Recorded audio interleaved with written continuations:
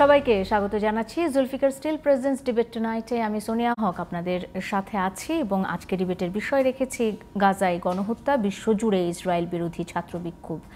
আমার অতিথিরা এরই মধ্যে আমার সাথে যুক্ত হয়ে গেছেন। তারা আসলে এই শিক্ষার্থীদের এই বিক্ষোভ নিয়ে কি তাদের মতামত কি সে বিষয়টি নিয়ে আমরা আজকে আলোচনা করতে চাই। আজকে আমাদের সাথে যুক্ত হয়েছেন অধ্যাপক এম শাহিদুজ্জামান, সাবেক শিক্ষক, আন্তর্জাতিক সম্পর্ক বিভাগ, ঢাকা বিশ্ববিদ্যালয়, আন্তর্জাতিক নিরাপত্তা বিশ্লেষক, গবেষক, কলাম লেখক, ক্যালিফোর্নিয়ার নেভাল পোস্ট গ্র্যাজুয়েট স্কুলে 1976 সালে শিক্ষকতা করেছেন। 1978 সালে পেনসিলভেনিয়া বিশ্ববিদ্যালয় থেকে স্নাতকোত্তর করেছেন অধ্যাপক এম শাহিদুজ্জামান। আমার সাথে যুক্ত হয়েছেন জাকারিয়া কাজল, সিনিয়র সাংবাদিক, সাবেক সভাপতি ইকোনমিক রিপোর্টার্স ফোরাম, সাবেক ভারপ্রাপ্ত মহাসচিব বিএফইউজে, ঢাকা বিশ্ববিদ্যালয়ের গণযোগাযোগ ও সাংবাদিকতা বিভাগ থেকে স্নাতকোত্তর করেছেন জাকারিয়া কাজল। দুজনকেই স্বাগত জানাচ্ছে এবং আমি আলোচনাটা আজকে স্যার শাহিদুজ্জামান থেকে শুরু করতে চাই, কারণ আজকের যে বিষয়টি আমরা রেখেছি গাজায় গণহত্যা, বিশ্বজুড়ে ইসরায়েল বিরোধী ছাত্র বিক্ষোভ, যুক্তরাষ্ট্রে শুরু হয়ে তারপর প্রায়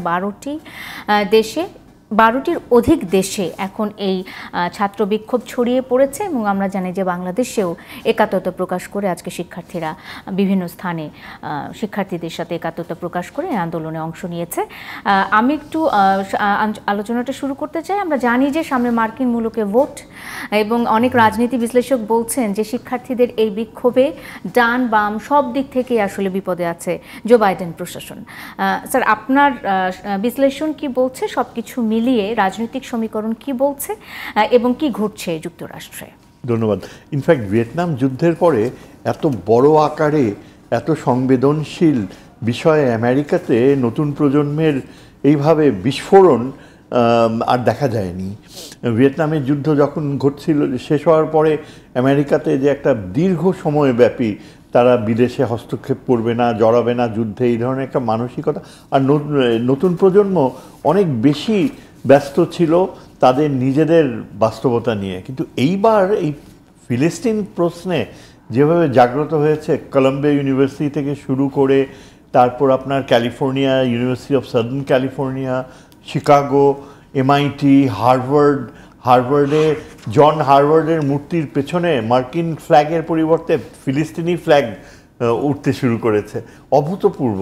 তবে দেখেন, এটা কি আমেরিকাতে এত গভীরভাবে ইহুদি এই রক্ষণশীল মনোভাব গৃহীত প্রাতিষ্ঠানিকীকরণ করা হয়েছে এবং তারা বড় বড় বেশিরভাগ ইউনিভার্সিটিতেই ইহুদিরা ফান্ডিংও করে।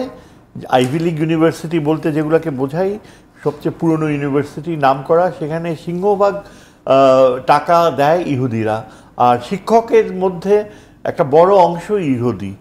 তার অর্থ এই না যে তারা সবাই এই ধরনের উন্মাদনা যে ইসরায়েলি সেনাবাহিনী করছে তার পক্ষে রয়েছে।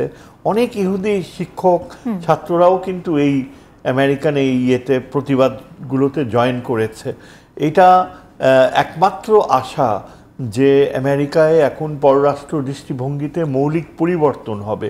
এটা কিন্তু বোঝা যায় যে আমেরিকার যে একটা বড় পপুলেশন রয়েছে, মিডওয়েস্ট বলি যে অঞ্চলটাকে, বাইবেল বেল্ট, হ্যাঁ, সেই অঞ্চলটায় কিন্তু এখনও মানুষ এই পুরনো খ্রিশ্চান ধর্মের প্রতি বিশ্বাসী। এখনও তারা মনে করে যে আমেরিকা তার যে 19বিংশ শতাব্দীর যে ইনোসেন্স বলা হয়, যে আমরা প্রতিবাদী ছিলাম, রোম্যান্টিক ছিলাম, তাদের অনেকে বলে যে এই ইহুদিরা এত বড় সংখ্যায় বিংশ শতাব্দীর মাঝামাঝি এসে আমেরিকায় এসে এই ক্যাপিটালিজম এবং টাকার প্রতি যে দুর্বলতা, সেই মানসিকতায় আমেরিকাকে নিয়ে গিয়েছে। অর্থাৎ এটা একটা মনোভাব। এখন দেখা যাচ্ছে যে ছাত্রদের যে প্রতিবাদ, সেটা যদি পপুলার মোরালিটির সাথে ক্যাচ আপ করে, এই এথিক্স আর মোরালিটির বিষয়টাই এখন সর্বোচ্চ গুরুত্ব পাচ্ছে নতুন প্রজন্মের কাছে। কারণ আমরা দেখতে পাই যে এই বছরগুলোতে এবং এই জো বাইডেনের সময়টায় আমেরিকা এত ভুল করেছে পররাষ্ট্র নীতির ক্ষেত্রে। একটা সবচেয়ে বড় মারাত্মক ভুল হচ্ছে যে শুধুই তারা এই ইউক্রেনের জাতিসত্তাকে ধ্বংসের পথে ঠেলে দিল, যেখানে রাশিয়ার বিরুদ্ধে যুদ্ধে পেরে ওঠার কোনোই সম্ভাবনা নাই, সেখানে আমেরিকা কি অর্থে যে তার এই অস্ত্র বিক্রির প্রবণতা চালিয়ে গেল এবং এখনও চালিয়ে যাচ্ছে, পুরো ইউক্রেন জাতিটা ধ্বংসের মুখে। তারপরে এখন আমরা দেখতে পাচ্ছি এই যে ইসরায়েলে আমেরিকা যেভাবে প্রচুর সামরিক নৌযান পাঠিয়েছে। আজকে লেটেস্ট খবর যেটা বেরোলো যে প্রায় 230টা নেটো এয়ারক্রাফট নাকি ডিপ্লয়েড ছিল, যে যদি ইরানের মিসাইল আক্রমণ এমন কোনো ভয়াবহ রূপ নেয় তাহলে ইরানকে নেটো থেকে আক্রমণ করা হবে। একটা জিনিস ইরানিয়ান জেনারেল ক্লিয়ার করে দিয়েছে যে এই ধরনের নেটোর ব্যূহ ভেদ করে যে ইরানিয়ান মিসাইল ইসরায়েলের ভেতরে অভ্যন্তরে যেতে পেরেছে, এটা একটা বিশাল প্রযুক্তিগত লাভ। তবে মূল কথা হচ্ছে যে আমেরিকায় আমার ধারণা যে এই যে প্রতিবাদ চলছে এটা সহজে আসলে আমি যদি একটু যুক্ত করতে চাই, সেটা হলো যে এখন এই প্রতিবাদ এবং আন্দোলন মানে মুভমেন্ট, এটাকে কি আসলে এখন আন্দোলনের পর্যায়ে ফেলা যায় কিনা? কারণ একটা বিশাল জনগোষ্ঠী তো এই আন্দোলনের সাথে যুক্ত হয়ে গেছে, প্রতিবাদের সাথে যুক্ত হয়ে গেছে, এবং এটি আসলে এই যে মার্কিন যুক্তরাষ্ট্রের যে ভবিষ্যৎ নির্বাচনটি, যেটি এটিতে কি ধরনের প্রভাব ফেলতে যাচ্ছে? আমার ধারণা যে দেখেন ওই ঘটনা প্রবাহ এবং বর্তমানে সিজ ফায়ারের সম্ভাবনা কতটুকু তার উপর, যা আমরা লেটেস্ট আজকে দেখতে পেলাম যে ইসরায়েলি সেনাবাহিনী, আইডিএফ বলে, ইসরায়েলি ডিফেন্স ফোর্সেস বলে, তারা লিফলেট ছুড়ে দিচ্ছে, তারা ওই পূর্ব রাফা খালি করে দিতে বলছে, যেটা অত্যন্ত শকিং। যে রাফা হচ্ছে খুবই সেন্সিটিভ, ইসরায়েলের যে সীমান্ত, প্যালেস্টাইনের যে সীমান্ত ইজিপ্টের সাথে যে যোগ দেয়, এবং এই রাফা ক্রসিং দিয়েই কিন্তু সমস্ত সরবরাহগুলো আসে, এবং ইসরায়েল চেয়েছে যে গাজার পপুলেশনকে ঠেলে রাফা ক্রসিং দিয়ে ইজিপ্টের সিনাই পেনিনসুলাতে যদি স্থায়ীভাবে পাঠিয়ে দেয়া যায়। এটা এত ভয়াবহ একটা সিদ্ধান্ত, ইজিপ্ট কোনো রকমেই এই অ্যাটিটিউড মেনে নেবে না। এবং আজকে ইরাক, এই যে ইসরায়েল বাধ্য করছে পূর্ব রাফা থেকে ফিলিস্তিনি আটকে পড়া প্রায় 15 লক্ষ ফিলিস্তিনিদেরকে বাধ্য করছে বের হয়ে যেতে, তারা যে কোথায় যাবে তা নিজেরাই জানে না। এবং যদি সত্যি সত্যি ইসরায়েল সেখানে সামরিক ব্যবস্থা নেয়, এবং নেবে বলেই মনে হয়, কেননা তারা আবার স্থানচ্যুত করছে এত বিশাল সংখ্যক ফিলিস্তিনিকে, যদি সামরিক পদক্ষেপ নেয় তাহলে হয়তো একটা পয়েন্ট অফ নো রিটার্নে যাওয়ার সম্ভাবনা আছে অবশ্যই, এবং এটা প্রভাবিত করবে মার্কিন জনগণ। কি ধরনের প্রভাব ফেলবে নিশ্চয়ই আপনার কাছে জানতে ফিরে আসবো। আমি একটু জাকারিয়া কাজল ভাই আপনাকে যুক্ত করতে চাই। আমরা সুস্পষ্ট দেখতে পাচ্ছি যে এই ইসরায়েল ফিলিস্তিন ইস্যুতে পুরো বিশ্ব বিভক্ত হয়ে গেছে, এক একজনের এক এক মত, এবং আমরা এক একভাবে এই আন্দোলন কিংবা গাজার গণহত্যা এই বিষয়গুলোকে বিচার করছি। ঠিক এই মুহূর্তে আন্তর্জাতিক গণমাধ্যমগুলোর অবস্থান কি? তারা গণমাধ্যমে কিভাবে সংবাদগুলোকে প্রচার করছে? সেখানেও তো বিভক্তি দেখতে পাচ্ছি আমরা। ধন্যবাদ। রাফা কিন্তু ফিলিস্তিনিরা অলরেডি ছেড়ে যাচ্ছে, এই স্যার যে হুমকির কথা বললেন, দিস ইজ ভেরি অ্যালার্মিং। আর আপনার প্রশ্নের জবাবে যদি বলি আমি, দেখেন বস্তুতান্ত্রিক ধ্যান ধারণের যে নৈতিকতা এবং মানবিকতার জন্য কতটা হুমকি বাইডেন প্রশাসন তো এর প্রমাণ রাখছে। ইউক্রেন বলেন আর এটা বলেন, মানে যুদ্ধবাজ একটা যে পরিচিতি তাদের, সেটা কিন্তু তারা এস্টাবলিশ করছে। এটা এই পরিচিতি কিন্তু এই ডেমোক্রেটদের আগেও ছিল, মানে এটা বোধহয় আরও ক্রমশ শক্ত হচ্ছে। আপনি দেখেন আজকে ধরেন আমেরিকা থেকে যেটা শুরু হলো, ফ্রান্স হয়ে 12টা দেশের দিকে আজকে বাংলাদেশে যে বিক্ষোভটা হলো, এটাকে কিন্তু বিচ্ছিন্ন ঘটনা বলার মতো কোনো কারণ নেই, তাই না? আর গণমাধ্যমের কথা যদি বলেন, কালকের খবর হলো আল জাজিরা ইসরায়েল বন্ধ করে দিচ্ছে সম্প্রচার।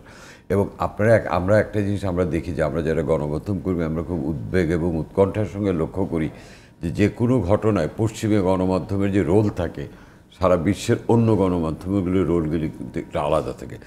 যারা সংবাদপত্রের স্বাধীনতা, গণমাধ্যমের স্বাধীনতা, মানবিকতা এগুলির ফেরিওয়ালা হিসেবে নিজেদের দাবি করেন এবং সারা বিশ্বে এটা প্রতিষ্ঠিত করতে চান, তাদের আচরণগুলো কিন্তু সকল নৈতিকতা এবং নীতি মেনে চলে সেটা কিন্তু না। বিশেষ করে আপনি গণমাধ্যমের প্রসঙ্গটা আনলেন, আপনি এই গাজায় ইসরায়েলের যে আচরণ সেটা আপনি পশ্চিমা গণমাধ্যমের রোল দেখেন একরকম, সারা বিশ্বের গণমাধ্যমের রোল দেখেন একরকম। তো কোনটা সত্য এটা তো আমরা বাস্তবতা দিয়ে বুঝতে পারি। স্যার কিন্তু একটা খুব ইম্পর্ট্যান্ট কথা বলেছেন, সেটা হচ্ছে সকল ইহুদিরাও কিন্তু এই আন্দোলনটাকে সমর্থন করছে না। আমেরিকার অর্থনীতি বলেন, রাজনীতি বলেন, প্রশাসন বলেন, সকল ক্ষেত্রে কিন্তু জিউসদের মানে ইহুদিদের একটা প্রবল প্রতাপ আছে। ওদের ইকোনমিতে তাদের একটা মেজর শেয়ার আছে, রাজনীতিতেও একটা প্রভাব আছে, প্রশাসনেও একটা প্রভাব আছে। বিসাইড দ্যাট কিন্তু অনেক যাদের যে ইহুদি হলে যে সকল ধর্মের সকল মানুষ যে একই মানসিকতার এটা ভাবার তো কোনো কারণ নেই। ইহুদিদের মধ্যে যে মানবতাবাদী বা নৈতিক লোকজন অনুপস্থিত এটা তো আমরা বলবো না, এবং সেটা যে না সেটার প্রমাণ হচ্ছে এসব বিক্ষোভে যে স্যার যেটা বলে বিশ্ববিদ্যালয়ের শিক্ষার্থীদের মধ্যে অনেক জিউস যারা ইহুদি তারাও কিন্তু অংশ নিচ্ছে। কিন্তু আমরা যদি গণমাধ্যমের দিকে দেখি, পশ্চিমা গণমাধ্যমগুলির মধ্যে কিন্তু আমরা একেবারে একপেশে একটা দৃষ্টি দেখছি, এবং এই একপেশে দৃষ্টিটা কিন্তু পাশাপাশি যখন অন্য গণমাধ্যমগুলি সংবাদ পরিবেশন করছে এবং বাস্তবতার নিরিখে, তখন কিন্তু পশ্চিমা গণমাধ্যমের মান, নীতি, নৈতিকতা নিয়ে কিন্তু একটা প্রশ্ন উঠছে। শিক্ষার্থীদের উপর আমরা নির্যাতন দেখছি, ধরপাকড়ের ঘটনা ঘটছে। ধরপাকড় খালি না, যেভাবে মানে লাঠিচার্জ, যেভাবে গ্যাস টেস্ট ছোড়া হচ্ছে আমেরিকার মতো জায়গায়।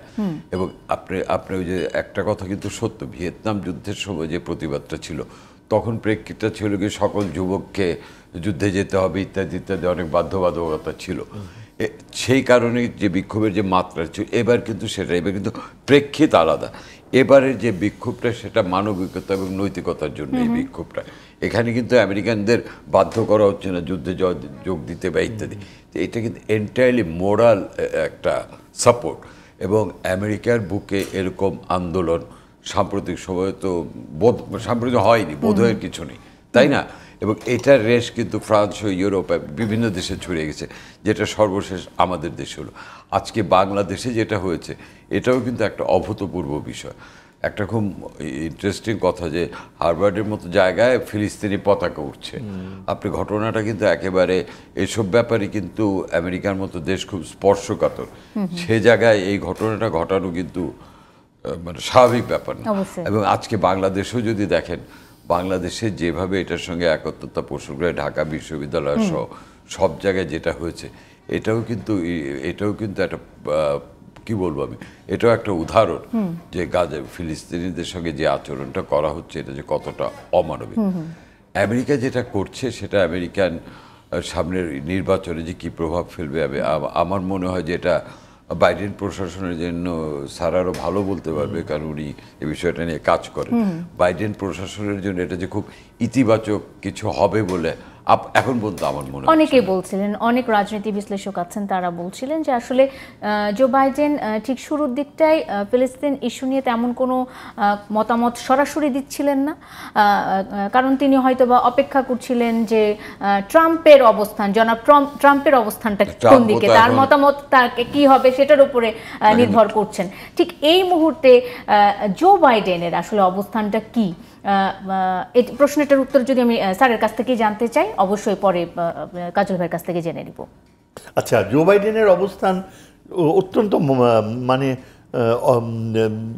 সমালোচনার যোগ্য, কেননা এত কিছু ঘটার পর, আমেরিকাতে এত প্রতিবাদ হওয়ার পরে তাকে যখন জিজ্ঞেস করা হলো যে আপনি কি ইসরায়েলের মধ্যপ্রাচ্য নীতিতে কোনো পরিবর্তন আনবেন, সে সোজা বলে দিল এক শব্দে নো। মানে এই নীতি এখন কন্টিনিউ করবে। একটা বাস্তবতা বোঝা যায় যে আসলে সে কতখানি নীতি নিয়ন্ত্রণ করছে হোয়াইট হাউসে বসে, সেটা নিয়ে কিন্তু সন্দেহের অবকাশ আছে। আমরা যখন আরও ছোট গভীরে যে বিশ্লেষণ করি আমেরিকান পররাষ্ট্র নীতি, তখন আমরা কিন্তু মূলত কয়েকটা অংশ দেখি। একটা হচ্ছে স্টেট ডিপার্টমেন্ট, আরেকটা হচ্ছে পেন্টাগন, এবং আরেকটা হচ্ছে হোয়াইট হাউস। হোয়াইট হাউসের কর্মকর্তারা কতখানি স্টেট ডিপার্টমেন্টের সাথে এক ঐকমত্যে পৌঁছছে, আর ওইদিকে পেন্টাগন যারা সামরিক অস্ত্র ব্যবহারের পক্ষে বিপক্ষে অবস্থান নেয়, তারা কতখানি মানে একাত্মতা ঘোষণা করছে।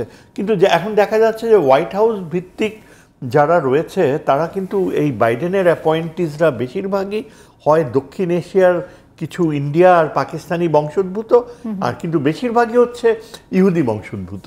এবং তার মধ্যে সবচেয়ে প্রমিনেন্ট হচ্ছে স্বয়ং সেক্রেটারি অফ স্টেট ব্লিংকেন কিন্তু দীর্ঘ সময় একজন প্রফেশনাল কূটনীতিক ছিলেন। তিনি অনেকটা যাকে বলে ছা পোষা কূটনীতিক ছিলেন। ফ্রান্স, ইউরোপে তার অভিজ্ঞতা, এবং এই যে মধ্যপ্রাচ্যে ডিল করার মতো যে ধরনের একটা মানে রাষ্ট্রনায়কোচিত অভিজ্ঞতা থাকতে হবে, যদি রাজনীতিবিদ হতো একজন আমলা না হয়ে, তাহলে আমার মনে হয় এটা আরও বেশি কার্যকর হতে পারত। কিন্তু আমলা হওয়াতে তার এতদিনকার জমে থাকা তার যে প্রক্রিয়া, লো প্রোফাইল, এই ইউক্রেনের যুদ্ধ নিয়েই ব্যস্ত থাকছেন, অন্যান্য অঞ্চলে মানবতার কথা বলে যাচ্ছেন, কিন্তু তাকে খুব এফেক্টিভ অ্যাগ্রেসিভ একজন সেক্রেটারি অফ স্টেট কখনো মনে হয়নি। আর এই যখন ইসরায়েলের এই ঘটনা ঘটে গেল না, তখন সে তার নিজের আবেগকে কন্ট্রোলই করতে পারলো না, বলেই বসলো যে আমার ভেতরে যে ইহুদি সত্তা সেটা জেগে উঠেছে। এবং বেশিরভাগ সময়ই সে এখন পর্যন্ত দেখতে পাচ্ছি যে নেতানিয়াহুর যে অ্যাগ্রেসিভ নীতি, সেটাকে একটা মৌন সমর্থন যে দিচ্ছে তাতে কোনো সন্দেহ নাই। সে এই মিডল ইস্টে গেল, একদম নেতানিয়াহুর সাথে যে হ্যান্ডশেক করলো, কথাবার্তা বললো, বডি ল্যাঙ্গুয়েজ দেখলে বোঝা যায় যে একে অপরের সাথে একটা গভীর সখ্যতা রয়েছে। অথচ সেখানে যদি একজন ব্যক্তিত্বপূর্ণ মার্কিন পররাষ্ট্রমন্ত্রী থাকতো, তাহলে কিন্তু নেতানিয়াহুকে ঠিকই থামাতে পারত। আবার অপরদিকে আপনি যদি বাইডেনের এই যে আচরণ, এটা কেন এত ইসরায়েলের সামরিক শক্তি ব্যবহারের পক্ষ নিচ্ছে, এর একটা মূল কারণ আমার ধারণা হচ্ছে এই ট্রাম্প কিছুদিন আগে বলেই বসছে যে আমি যদি ক্ষমতায় থাকতাম তাহলে আমি আমেরিকায় এই ছাত্রদেরকে ঠান্ডা করার জন্য ন্যাশনাল গার্ডকে নামাতাম। আমাদের অনেকেরই মনে আছে সেই ভিয়েতনাম যুদ্ধের সময়, প্রতিবাদের সময় এই নিক্সন, মানে আসলে ট্রাম্প হোক বা জো বাইডেন হোক, কারো আমলেই মানে শিক্ষার্থীদের এই আন্দোলনকে যে স্বাভাবিকভাবে নেওয়া হতো না, সেটাই প্রতীয়মান হয় ট্রাম্পের এই বক্তব্যে। আমি একটু কাজল ভাইয়ের কাছে কি যেতে পারি বিরতির আগে? 2 মিনিট সময় আমার কাছে আছে। আমি একটু জানতে চাই কাজল ভাই, দূরত্ব বাড়ছে আমেরিকার সাথে ইউরোপের, এমনটাই অনেকে বলছেন যে ইউরোপের অনেক দেশের সাথে আমেরিকার একটা দূরত্ব তৈরি হয়েছে। দূরত্বটা কেমন, আপনার বিশ্লেষণটা কি বলছে? এখন যেটা হচ্ছে, আমি তার আগে একটা লাইন বলে নিই যে আমরা তো মৌলবাদী বলতে খালি ইসলামী মৌলবাদীদের বলি, ইহুদি মৌলবাদিত্ব যে কতটা প্রকট এবং ভয়াবহ হতে পারে ব্লিংকেনের এই যে ইহুদিত্ব জেগে ওঠা, কিন্তু এর একটা প্রমাণ। কারণ তিনি এমন একটা দেশের প্রতিনিধিত্ব, foreign minister, that should be, ওনার কাছ থেকে আমরা আরও উদার এবং অনেক প্রফেশনাল মানে আশা করেছিলাম, বাট যেটা প্রমাণ করতে উনি ব্যর্থ হয়েছেন। উনি নিজেকে একজন মৌলবাদী ইহুদি হিসাবেই প্রতিষ্ঠিত করেছেন, হুইচ ইজ ভেরি আনফর্চুনেট, মানে বিশ্ব রাজনীতির প্রেক্ষিতে। আপনার প্রশ্ন যেটা, ইউরোপের অনেক দেশ কিন্তু এই জিনিস, যেমন পাশের দেশ কানাডাই তো আমেরিকার এই অবস্থানকে সমর্থন করছে না। তারপরে কেউ কেউ দেখেন ইসরায়েলের সঙ্গে সম্পর্ক ত্যাগ করছে, এবং এই সম্পর্ক ত্যাগের মাত্রাটা কিন্তু আমার ধারণা আরও বাড়বে। কারণ সকল দেশ তো আর মানে আমেরিকার মতো দ্বিমুখী আচরণ করে না, যে মুখে একটা বললাম আরেকটা অন্য একটা করলাম। কারণ মানবতা এবং নৈতিকতাটা এখনও বিশ্বে অনেকেই মেনে চলেন এবং অনেকেই প্রতিশোধ, নাহলে পৃথিবীটা থাকতো না, তাই না? সবাই যদি নৈতিকতা এবং মানবিকতা বিবর্জিত হয়ে যেত, তাহলে কিন্তু মানব সভ্যতাও থাকতো না, এই দেশগুলিও থাকতো না। ইউরোপের বহু দেশ এখনও নীতিবোধ এবং মানবিকতাকে অনেক উচ্চ স্থান দেয়, যাদের পক্ষে আমেরিকার সঙ্গে সম্পর্ক রাখাটা কতদিন সম্ভব হবে আমি নিজেও জানি না। আমি একটা বিরতিতে যাই। বিরতিতে যাওয়ার পরে আসলে যে টপিকগুলো নিয়ে আমরা কথা বলতে চাই, সেটি হলো যে এই ইসরায়েল ইস্যু কিংবা শিক্ষার্থীদের বিক্ষোভ, সেটি আসলে মার্কিন যে আসন্ন নির্বাচন সেটিতে কী ধরনের প্রভাব ফেলতে পারে, সে সাথে ভূ রাজনৈতিক এই যে সংঘাত, সেটি বিশ্ব বাণিজ্য কিংবা অর্থনীতিতে কী ধরনের প্রভাব ফেলতে পারে, সে বিষয়টি নিয়ে কথা বলবো। অবশ্যই আপনাদের কাছ থেকে জেনে নিতে চাই। আমি এই প্রশ্নের উত্তরগুলো একটা বিরতি নিয়ে ফিরে আসছি। সঙ্গে থাকুন জুলফিকার স্টিল প্রেজেন্টস ডিবেট টুনাইটে। বিরতির পর স্বাগত আরেকবার। দেখছেন Zulfiqar steel presents debate tonight. Sonia Haque আপনাদের সাথে আছে। আলোচনায় ফিরতে চাই। আলোচনার বিষয় ছিল গাজায় গণহত্যা, বিশ্বজুড়ে ইসরায়েল বিরোধী ছাত্র বিক্ষোভ কি প্রভাব ফেলতে যাচ্ছে এই ছাত্র বিক্ষোভ, শিক্ষার্থীদের এই বিক্ষোভ? সেখানে ছাত্র শিক্ষার্থী নির্যাতনের ঘটনাও ঘটেছে, ধরপাকড় চলছে, গুলিবর্ষণের ঘটনাও ঘটেছে। সব কিছু মিলিয়ে আসলে অশান্ত এবং অস্থির যুক্তরাষ্ট্র, খোদ যুক্তরাষ্ট্রই। আমি একটি প্রশ্ন রেখেছিলাম অধ্যাপক এম শাহিদুজ্জামানের কাছে, সেটি হলো এই শিক্ষার্থী বিক্ষোভ আসলে কি ধরনের প্রভাব ফেলতে যাচ্ছে আমেরিকার নির্বাচনের উপর, মার্কিন নির্বাচনের উপর? ও খুবই গুরুত্বপূর্ণ প্রভাব থাকবে। দেখেন, এটা সত্যি যে আমেরিকার মূলধারায় ইসরায়েলকে যে কোনো মূল্যে প্রোটেক্ট করা, এটা মার্কিন সনাতনধর্মী পলিসি এবং এটাকে কর্নারস্টোন পলিসি বলা হয়, মৌলিক পলিসি, যে অ্যাজ ইফ ইসরায়েল আমেরিকারই অঙ্গ। এমনকি অনেকে মনে করে যে ইসরায়েল আমেরিকার অঙ্গরাজ্যের চেয়েও আরও বেশি গুরুত্বপূর্ণ, এরকম একটা চিন্তাধারা রয়েছে। এখন আমেরিকার ভিতরে ইসরায়েলি যে লবি, তাদের এত বেশি প্রভাব স্টেট ডিপার্টমেন্ট সহ মার্কিন সিদ্ধান্ত গ্রহণ এবং ইলেকটোরাল প্রসেসে। যদিও ইলেকশনে জিউইশ ভোট কিন্তু অত বেশি না, ব্ল্যাক ভোট বলা হয় যে কৃষ্ণাঙ্গদের ভোট, আর জিউইশ ভোট তুলনামূলকভাবে কাছাকাছি। কিন্তু সেই তুলনায় জিউইশ ফিনান্সিয়াল পাওয়ার, স্পেশালি ব্যাংকিং সেক্টর, শিক্ষা সেক্টর, আন্তর্জাতিক বাণিজ্য, অস্ত্র বিক্রি, এইসব সেক্টরে তারা পুরা নিয়ন্ত্রণ তাদের রয়েছে। এবং প্রেসিডেন্ট ট্রাম্প যদি এখন রিইলেক্টেড হতে চায়, তার জামাই এখন আদা জল খেয়ে নেমে গিয়েছে ইহুদি ইসরায়েলকে সাপোর্ট করে। ট্রাম্প তো বলতে গেলে একেবারে মানে ইসরায়েলের পক্ষে অবস্থান নেওয়ার জন্য খোলাখুলি বলেই বসছে যে ছাত্রদেরকে প্রয়োজন হলে গুলি করা হবে, ন্যাশনাল গার্ডের কথা যখন বলল। এটা শোনার পরে তো মানে এখন সবাই প্রার্থনা করবে ট্রাম্প যেন জুডিশিয়াল প্রসেসে তাকে আটকানো হয়। সে যদি ইলেকটেড হয়, তাহলে এই ইসরায়েলের এই বাস্তবতা নিয়ে পৃথিবী যে কোন দিকে যাবে, আঞ্চলিক যুদ্ধ বাঁধে কিনা। আর আমেরিকার একটা বড় চিন্তা ভাবনা, যেটা বাইডেনকে এখন দেখতে হবে, যে আগামীতে ইলেকশনের আগে সেই পলিসি থেকে সরবে কিনা। সেখানে একটা উল্লেখযোগ্য বিষয় হলো যে আমেরিকার যে কমিটেড অ্যালাই যারা মধ্যপ্রাচ্যে, তাদের মধ্যে সবচেয়ে গুরুত্বপূর্ণ সৌদি আরবের যে রাজতন্ত্র, সেখানে কিন্তু নতুন প্রজন্মের মধ্যে একটা পরিবর্তন আসছে।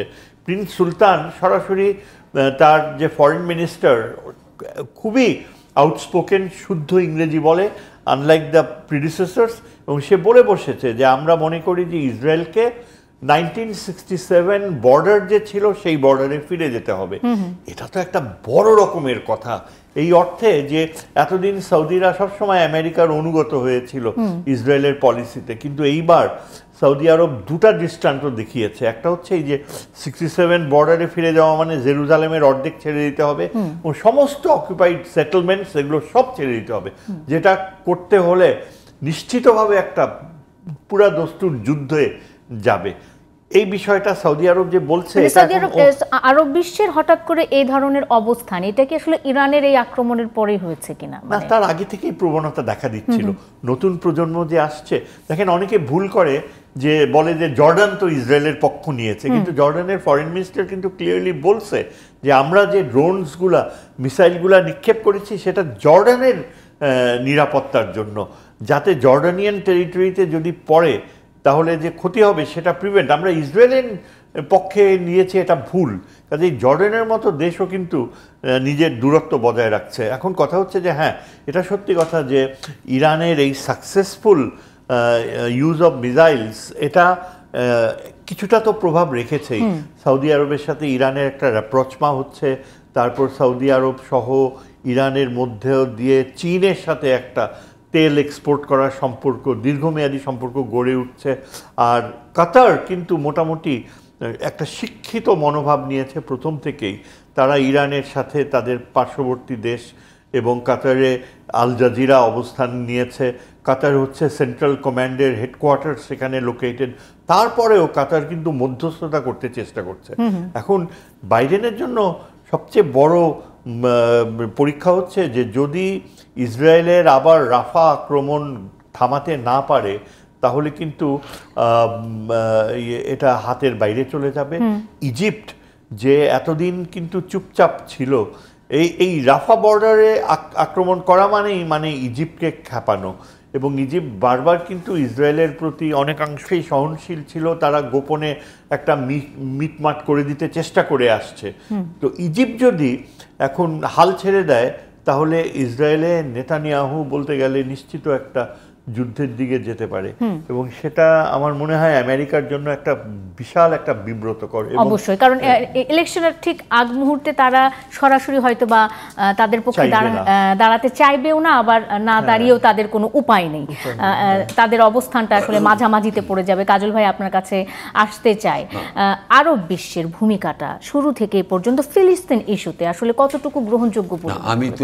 আমি যদি ব্যক্তিগতভাবে আমি মোটেও খুঁজছি না আরব বিশ্বকে আরো বেশি অ্যাগ্রেসিভ আরও আগেই হওয়া উচিত ছিল, যেটা তারা এখন হচ্ছে।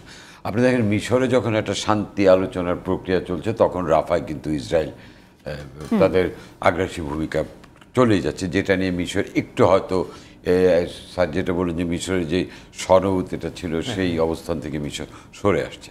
সৌদি আরবের কথা বলেন, কিন্তু ইসরায়েলের আশেপাশে যে আরব আরাবিয়ান কান্ট্রিগুলি আছে তাদের রোল এতদিন কী ছিল? এতদিন তারা মোটামুটি দেখি না দেখি ধরি মাছ না ছুঁই পানির মতো একটা অবস্থান ছিল। এখন যখন দেখছে গায়ের উপর এসে পড়ছে তখন তারা সরব হচ্ছে। হ্যাঁ, সরব হচ্ছে, এটাকে আমি অ্যাপ্রিসিয়েট করি, বাট এই সরবতাটা এই যে তাদের যে এখনকার যে রেসপন্সটা, এটা যদি আরও আগে হতো আমার ধারণা ইসরায়েল এই ফিলিস্তিন পক্ষে এটা আরও ইতিবাচক হতো। আমরা মুসলিম উম্মার কথা বলি, এরকম মুখে অনেক কথা বলি, কিন্তু কার্যত কিন্তু মুসলিম উম্মা ওইভাবে অ্যাক্টিভ হতে আমরা দেখি না, যদি না লেজে পা পড়ে। কথাটা হয়তো শুনতে খারাপ শোনাবে, কিন্তু বাস্তবত হলো এটা। এখন যে অবস্থানটা নিচ্ছে মিশর বা ইত্যাদি ইত্যাদি, এটা কিন্তু ইরানের এই ভূমিকার পরে তারা আসছে, এবং যখন দেখছে যে নিজেদের উপর হুমকির আঁচ আসা শুরু হয়েছে তখন কিন্তু একটু গা ঝাড়া দিয়ে উঠেছে। তো এই গা ঝাড়াটা যদি মানে আমরা যারা মুসলিম উম্মা বলে তাদের কাছ থেকে যদি আমরা এই রেসপন্সটা আগে পেতাম তাহলে তো পরিস্থিতি এতটা ঘোলাটে না হতে পারতো।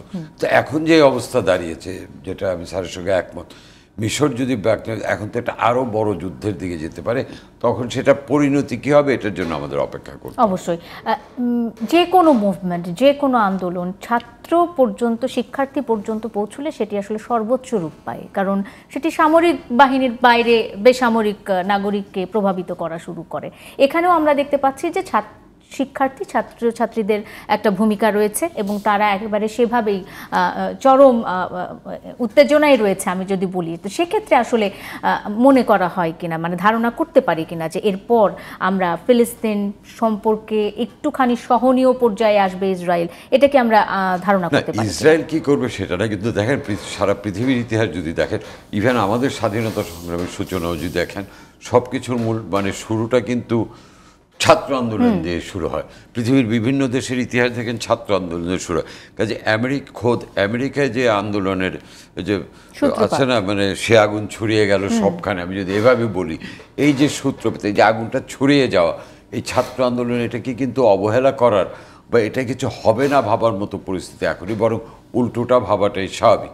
আপনি মানব সভ্যতার ইতিহাস দেখেন, পৃথিবীর ইতিহাস দেখেন, আন্দোলনের ইতিহাস দেখেন, ভূমিকার সবসময় সকল ক্ষেত্রেই ছাত্রদের একটা জোরালো ভূমিকা থাকে, এবং এই ভূমিকার সঙ্গে কিন্তু সাধারণ মানুষ, বিশেষ করে যারা শ্রমজীবী মানুষ বা বিভিন্ন সাধারণ মানুষ বলতে আমরা যাদের বুঝি, তাদের সহানুভূতিটা কিন্তু এদিকেই আসে। হয়তো যারা যে কোনো ক্ষেত্রে যারা হয়তো প্রচণ্ড রকমের প্রশাসনের সুবিধাভোগী, তারা হয়তো এই আন্দোলন থেকে মুখ ফিরিয়ে থাকে। তো এক পর্যায়ে কিন্তু তারাও এই আন্দোলনে সক্রিয় না হলে সমর্থন দিতে বাধ্য হয়। তো আমেরিকার এই ছাত্র আন্দোলনটাকে, যেটা আজকে সর্বশেষ আমাদের দেশে বলতে হলো, মানে এটাকে সমর্থন জানিয়ে, এটাকে একদম উড়িয়ে দেওয়ার কিছু নেই। এবং আমার ধারণা আমেরিকায়ও এটা থামানো যাবে না, এবং এটা বিশ্বের বিভিন্ন দেশে, ইউরোপে বলে নিয়ে গিয়ে, এবং এমনকি মধ্যপ্রাচ্যের অনেক দেশে এটা ছড়িয়ে যাবে বলে আমি এখন পর্যন্ত ধারণা করছি। মানে আশাবাদী আমি আশাবাদী তো না, আমার ধারণা এটা হবে। অবশ্যই হয়তো বা এটা আরো অনেক আগে হওয়া উচিত ছিল। গাজায় যে গণহত্যা হয়েছে সেটি তো আসলে গণহত্যাই বলতে হবে, অধ্যাপক এম শাহিদুজ্জামান। গণহত্যা না বলে তো অন্য কিছু বলার কোনো উপায় নেই। গাজায় যেটি হয়েছে, নৃশংসতা হয়েছে, এবং সেই সাথে যদি একটু জানতে চাই, এই যে ভূ রাজনৈতিক সংঘাত, এটি আসলে বিশ্ব অর্থনীতি কিংবা বিশ্ব বাণিজ্যের উপর কী ধরনের প্রভাব ফেলতে যাচ্ছে? এটা খুবই সুদূর প্রসারী প্রভাব পড়ার সম্ভাবনা রয়েছে। আমেরিকার অর্থনীতি এখনও কিন্তু বিরাট দেনার উপর পড়ে রয়েছে। আবার অপরদিকে ইউক্রেনের যুদ্ধে এখন নতুন করে তাদেরকে অস্ত্র সাহায্য বা একটা বড় অ্যামাউন্ট $60 বিলিয়ন মতো দেওয়ার ফলে এই ইউক্রেনের যুদ্ধের আরও বিস্তৃতি ঘটবে, আরও রাশিয়া আক্রমণ করবে এবং ফলে সারা বিশ্বে সমস্ত কিছুর প্রাইস আরও বাড়বার সম্ভাবনা রয়েছে।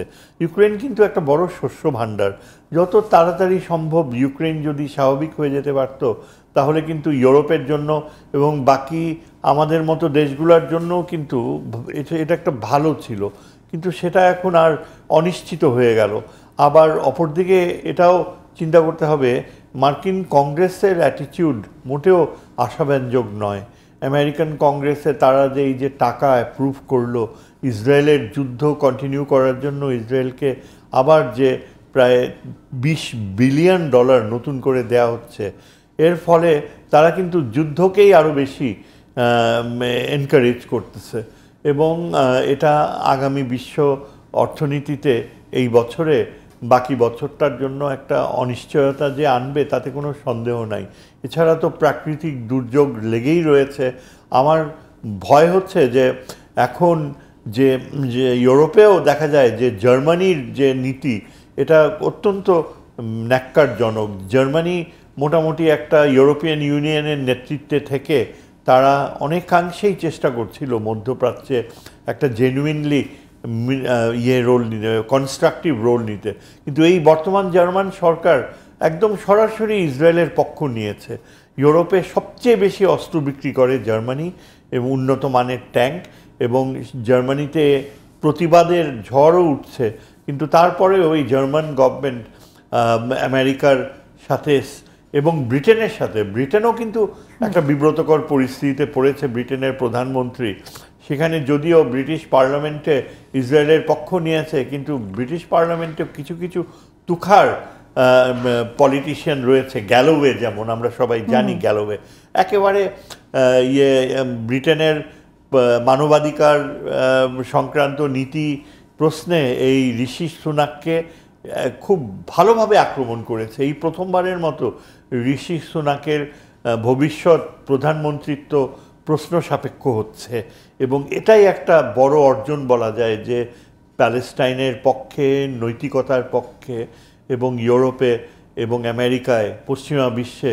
মূল্যবোধের পরিবর্তনের পক্ষে। আমরা এখন এটা আশা করতে পারি সারা বিশ্ব ব্যবস্থাতে এই ইসরায়েলের এই আক্রমণাত্মক নীতি এবং প্রায় 36,000 মানুষের বলিদান, তার মধ্যে একটা বড় অংশ শিশু, এটা যে কত বড় ধরনের একটা জেনোসাইড, মারাত্মক, এত অল্প সময়ে এত মানুষের মৃত্যু, এবং যারা একেবারেই ইনোসেন্ট ছিল, যাদের কোনো রকমের দারিদ্র, নিষ্পেষণ এবং অত্যাচার, এবং তারা 3 বেলা খাওয়ারও পায় না, এখনো পায় না, এখনো পায় না। স্যার, আমি যদি আরেকটু শুনতে চাই আপনার কাছে এই বিষয়টি নিয়ে, যে কোনো গণহত্যার কিন্তু অনেক বছর পরও বিচার হয়, আমাদের সামনে সে উদাহরণগুলো আছে।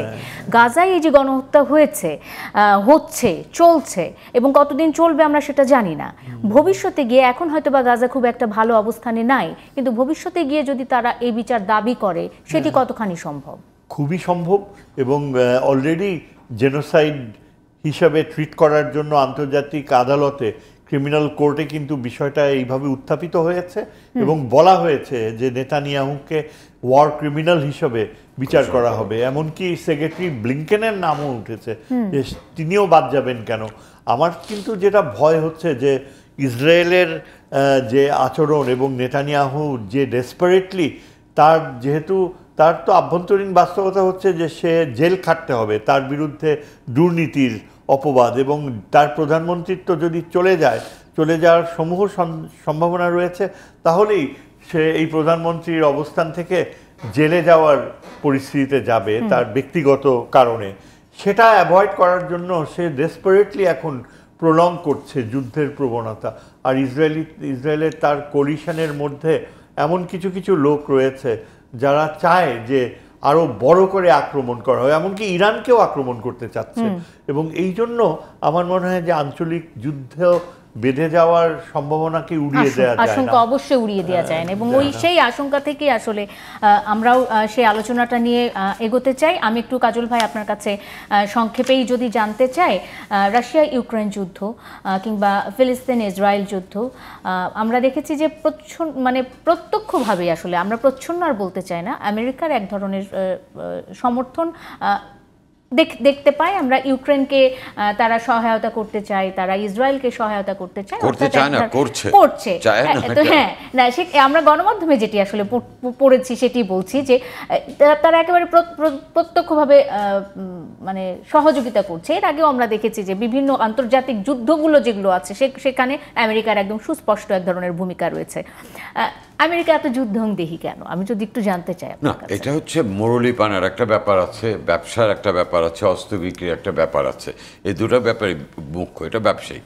মানে একটা হচ্ছে মোরলিপানা, সারা বিশ্বে একটা আধিপত্য এবং আপনি দেখেন আজকে থেকে 10 বছর বা তারও আগে আমেরিকার মোরলিপানাটা যেরকম একচ্ছত্র ছিল, এখন কিন্তু এটা চ্যালেঞ্জ। এখন চায়না দ্বারা চ্যালেঞ্জ, বিভিন্ন দ্বারা চ্যালেঞ্জ। তো এরকম একটা ব্যর্থ চেষ্টা থাকতে পারে, সেটা পুনঃস্থাপনের। আর অস্ত্র বাণিজ্যের তো একটা বিষয় আছে, সিম্পল এই দুটা কারণ। আর আমি যেটা নিয়ে ওরিড আর কি, যেটা স্যার একটু টাচ করেছেন, এই বিষয়গুলি কিন্তু আমাদের মতো দেশকেও এফেক্ট করে। আপনি ধরেন যে ইউক্রেন যুদ্ধের সময় আমাদের সর্ষের দাম বেড়ে যাচ্ছে, কারণ শস্য মানে আপনি তারপরে যে কোনোভাবে হয়তো শস্য আমদানির একটা একটা রুট খোলা হয়েছিল, সেটা যদি আবার এই যুদ্ধের ভয়াবহতা বাড়ে, এটা বন্ধ হয়ে যাবে। এমনকি যে ইসরায়েলের এই ঘটনা, যে কোনো যুদ্ধই কিন্তু সারা পৃথিবীতে একটা কখনো প্রত্যক্ষ কখনো পরোক্ষ একটা প্রভাব ফেলে, এবং এই প্রভাবটা সবচেয়ে মারাত্মক অর্থনৈতিক প্রভাবটা। আন্তর্জাতিক বাণিজ্য বলেন, আন্তর্জাতিক ফুড সাপ্লাই চেইন বলেন, এগুলি কিন্তু ক্ষতিগ্রস্ত, হ্যাম্পার্ড হয়। এবং এই হ্যাম্পার্ড হলে অপেক্ষাকৃত কম ধনী দেশগুলোর জন্য কিন্তু এটা অনেক বড় ক্ষতির কারণ হয়ে দাঁড়ায়, যেটা আমাদের জন্য খুব কনসার্ন। সেই কারণেই আমরা সবসময় বলি যে আমরা যুদ্ধ চাই না, আমরা বিশ্বের শান্তি চাই। এটা আমাদের গভর্নমেন্ট সবারই। রাশিয়া চীন কিন্তু যারা রাশিয়া চীন, এখন ওই যে আমি বললাম আমেরিকার এখন মোরলিপানা নিয়ে একটা সন্দেহের ব্যাপার আছে। না, রাশিয়া তো ইউক্রেন যুদ্ধ তো চাইনি। আর চায়নার রোলটা কিন্তু আমাদের ইসরায়েলের ক্ষেত্রে, চায়নার রোলটা কিন্তু এখনও মানে তারা মোটামুটি কোনো পক্ষই দিচ্ছে না এমন একটা ভাব। তবে চায়নার কিন্তু প্রচ্ছন্ন ইয়েটা আছে, মার্কিন বিরোধী যে ওদের একটা বেসিক স্ট্যান্ড আছে, এটা তো চায়না দেখাচ্ছে। আপনি দেখেন কানাডার মতো দেশ, ইউরোপের অনেক দেশ কিন্তু আমেরিকার খুব সরাসরি না হলে পরোক্ষ বিরোধিতা কিন্তু বাড়ছে, এবং এইটা প্রত্যক্ষ বিরোধিতায় দাঁড়াবে। কাজে আমেরিকার নিজের ভবিষ্যৎ কি হবে, আমার মনে হয় আমেরিকার এটা চিন্তা করারও সময় চলে এসছে। If I am not wrong, আমার ধারণা স্যারও একই কথাই বলবেন আমার সঙ্গে। অসংখ্য ধন্যবাদ জাকারিয়া কাজল এবং অধ্যাপক এম শাহিদুজ্জামান। আমার কাছে আসলে সময় নাই, সময় থাকলে হয়তো বা আরও বেশ কিছু প্রশ্ন ছিল, সেগুলোর উত্তর জানা যেত। আজকের মতো আপনাদের দুজনকে ধন্যবাদ জানাতে চাই, শেষ করতে চাই আজকের মতো। আর দর্শক, এতক্ষণ যারা ছিলেন জুলফিকার স্টিল প্রেজেন্স ডিবেট টুনাইটের সাথে, আপনাদেরও ধন্যবাদ। শুভরাত্রি।